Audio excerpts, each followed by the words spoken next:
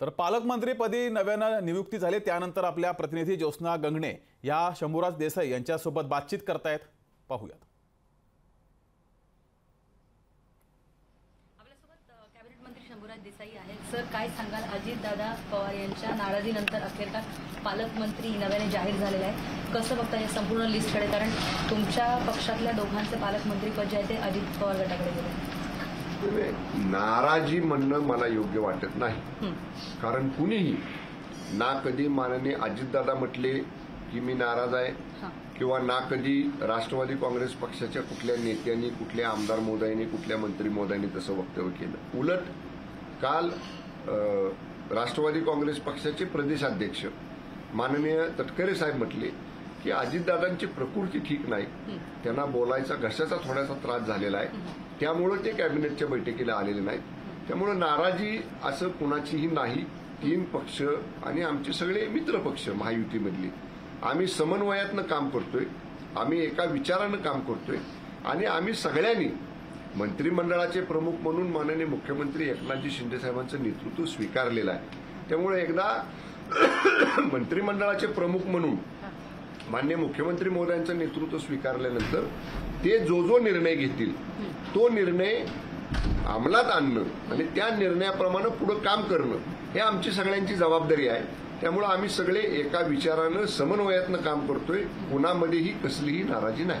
Sir, महत्वाचं म्हणजे हसन मुश्रीफ यांना सुद्धा पालकमंत्रीपद मिळालेलं आहे। दुसरीकडे संभाव्य मंत्री जे आहेत भरत गोगावले त्यांच्या रायगड जिल्ह्याचा मंत्रिपदाचा तिढा अजून सुटलेला नाहीये, त्याबद्दल चर्चा होती का तुमच्यामध्ये, म्हणजे एकनाथ शिंदे यांच्या शिवसेनेमध्ये आणि दुसरीकडे अजित पवार गटामध्ये?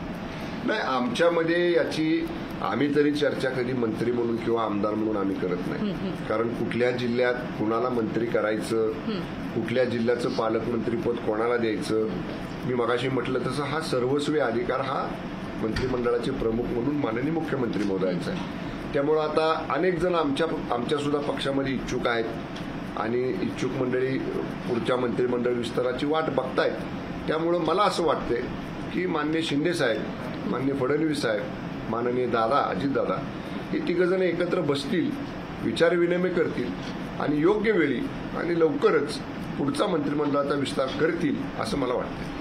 सर, गुलाबराव पाटील यांच्या अखत्यारीत असलेला एक पालकमंत्री जिल्हा जो आहे तो हसन मुश्रीफ यांना गेला आणि त्याचबरोबर कोल्हापूर जे आहे ते सुद्धा अजित पवार गटाकडे गेलेलं आहे आणि पुणे मात्र जे आहे ते स्वतः अजित पवार यांना मिळालेलं आहे। त्याच्यामुळे अजित पवार यांच्या गटाला हवी तशी पालकमंत्री पदं मिळतात असं वाटतंय का?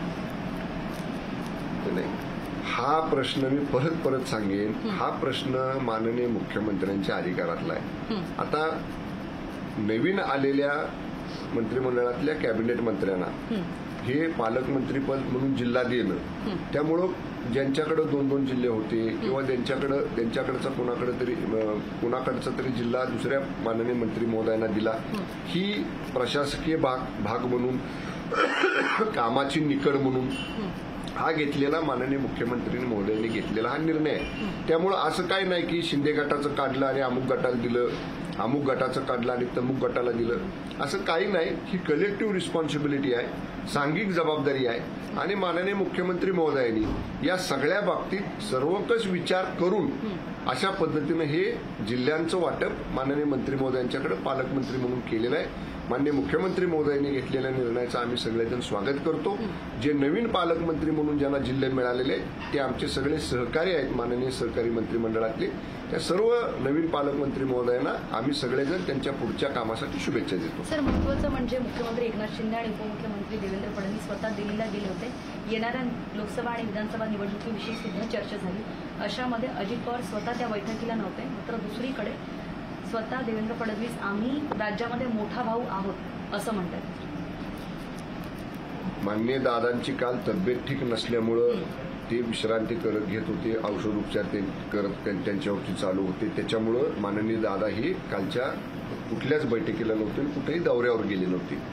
आता माननीय फडणवीस साहेब म्हटले की एक बाजू आपण सांगितली की आम्ही मोठा भाऊ आहोत। आता महायुतीमध्ये 3 मोठे पक्ष आहेत, भारतीय जनता पक्ष की ज्यांच्याकडे 107 आमदार आणि काय अपक्ष आमदार मिळून 115-20 आमदारांची संख्या आहे, माननीय शिंदे साहेबांच्या नेतृत्वाखाली 50 आमदारांची संख्या, माननीय अजितदादाच्या म्हणण्यानुसार त्यांच्याकडे 40 आमदारांची संख्या आहे. त्यामुळे साहजिकच संख्येचा विचार केला तर जास्त संख्याबळ हे भारतीय जनता पक्षाचं आहे. त्यामुळे साहजिकच ते मोठ्या भावाच्या भूमिकेमध्ये आहेत. पण फडणवीस साहेबांनी हे सुद्धा सांगितलं की आपण जरी मोठे भाऊ असलो तरी आपल्याबरोबर असणारी शिवसेना असेल, अजितदादांच्या नेतृत्वाखालचा राष्ट्रवादी काँग्रेस पक्ष असेल किंवा इतर जे आमच्याबरोबर असणारे इतर छोटे पक्ष आहेत, त्या सगळ्यांना ज्यांना ज्यांना उमेदवारी महायुती म्हणून मिळणार आहे त्यांना निवडून आणायची जबाबदारी ही मोठा भाऊ म्हणून भारतीय जनता पक्षाची असणार आहे.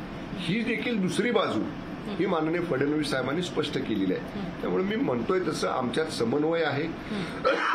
आम्ही एका विचारानं काम करतो आहे आणि कुठल्याही परिस्थितीत जागा भारतीय जनता पक्षाची असू द्या, जागा शिवसेनेची असू द्या, जागा राष्ट्रवादी काँग्रेस पक्षाची असू द्या किंवा आमच्या इतर मित्र पक्षांची असू द्या, महायुती म्हणून ज्या जागा वाटप झालेला आहे त्या जागा निवडून आणायची आमच्या सगळ्यांची सांघिक जबाबदारी आहे.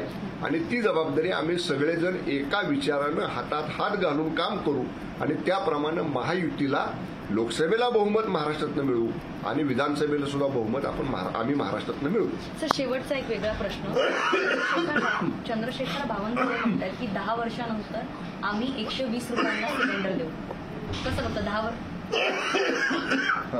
10 वर्षानंतर आम्ही सिलेंडर जो आहे तो 120 रुपयांना देऊ, ज्याच्यावरती काँग्रेसची खूप टीका सुरू आहे. माननीय बावनकुळे साहेबांनी पुढच्या 10 वर्षाचा विचार करून जी काही आर्थिक परिस्थिती असणार आहे, ज्या सबसिडी देऊन कदाचित दर कमी करावे लागतील, त्या सगळ्या गोष्टींचा भविष्यातला विचार करून हा आकडा कदाचित त्यांनी सांगितला असेल. पण असा निर्णय 120 रुपयानं गॅस सिलेंडर देण्याचा जर माननीय बावनकुळे साहेब बोलले असतील तर नक्कीच पुढचं काही गणित त्यांच्या डोक्यामध्ये असेल, पुढचे काही आराखडे त्यांनी कदाचित मांडले असतील, काही नियोजन त्या दृष्टीनं त्यांच्या डोळ्यासमोर असेल. परंतु तसं झालं तर सामान्य लोकांच्या फायद्याचंच असेल. मला वाटतं की होईल 10 वर्षांनी 120 रुपये. काय सूत्र आहे, काय नियोजन आहे, कशा पद्धतीनं सबसिडी द्यावी लागणार आहे, याचे काहीतरी आराखडे त्यांनी तयार केले असेल. ज्यावेळी भारतीय जनता पक्षासारख्या जबाबदार पक्षाचे प्रदेशाध्यक्ष असं स्टेटमेंट करतात तेव्हा त्यांच्याकडे काहीतरी आराखडा त्याचा असणार आहे, काहीतरी गणित त्याचं असणार आहे. त्यामुळे मी सुद्धा त्यांना भेटल्यानंतर विचारेन आणि तसं जर होणार असेल तर नक्कीच ते स्वागतार्ह आहे. नक्कीच. Thank you sir. आमच्याशी बोलल्याबद्दल. तर आपल्या सोबत होते चालायचं यांनी सांगितलेलं आहे की लोकसभा आणि विधानसभा निवडणुकीसाठी महायुती मधले तिन्ही पक्ष, भाजप, अजित पवार गट आणि शिवसेना जी आहे मुख्यमंत्री एकनाथ शिंदे यांची, ते एकत्र मिळून हातात हात घालून जे आहे ते लढणार आहे. ज्योत्स्ना, धन्यवाद दिलेल्या या माहितीबद्दल. मात्र पालकमंत्री पदावरून कोणतीही नाराजी नाही असं शंभूराज देसाई यांनी म्हटलेलं आहे. लोकशाही मराठी ऐका, पहा, जागरूक रहा.